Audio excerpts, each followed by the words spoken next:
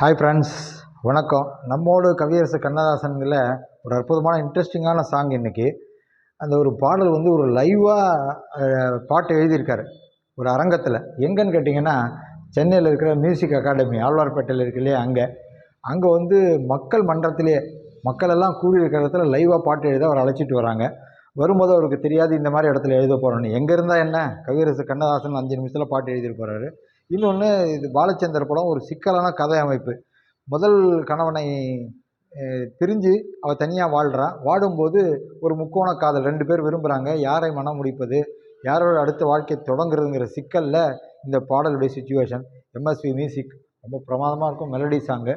முதல் வரியிலே அற்புதமாக தொடங்குகிறார். அங்கும் இங்கும் பாதை உண்டு, இதில் நீ எந்த பக்கம், ஞாயிறு உண்டு திங்கள் உண்டு, இதில் நீ எந்த நாளோ என்று அந்த கதாநாயகியினுடைய குழப்பத்தை ரொம்ப அற்புதமாக முதல் வரியிலே சொல்லிடுறாரு.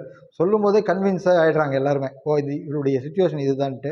அப்புறமா எழுதிட்டே போகிறவர், கதை எழுத தொடங்கி விட்டால் முடிக்க மட்டும் தெரியவில்லை. அவளுக்கு ஒரு முடிவு எடுக்க முடியலைங்கிறத ரொம்ப கவிநயமாக சொல்கிறாரு.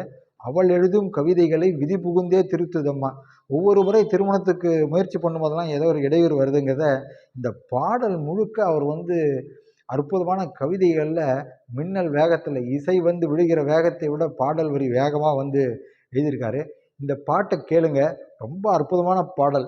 ஒரு 2 வரி கேட்டு பாருங்கள், மறக்கவே மாட்டீங்க.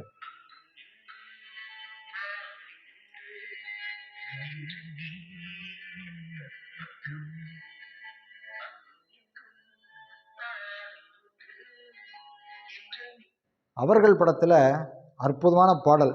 இன்னும் ஒரு அற்புதமான பாடலோடு உங்களை சந்திக்கிறேன். நன்றி, வணக்கம்.